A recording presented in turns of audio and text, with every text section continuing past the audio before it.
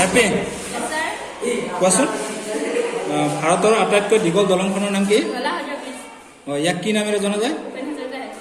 ইয়াৰ দৈৰ্ঘ্য কিমান? Thank U.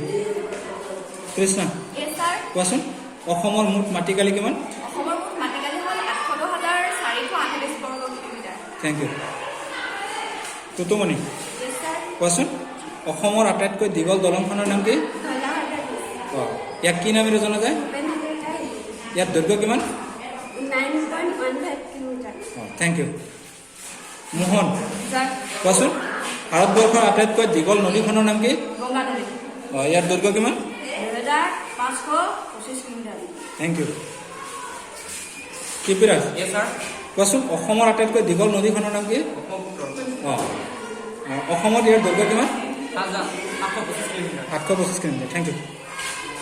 Buddha কোৱাচোন ভাৰতবৰ্ষৰ আটাইতকৈ ওখ প্ৰতিমূৰ্তি ক'ত আছে? প্ৰতিমূৰ্তিটো কাৰ নামত স্থাপন কৰা হৈছে? ইয়াৰ উচ্চতা কিমান? Thank U.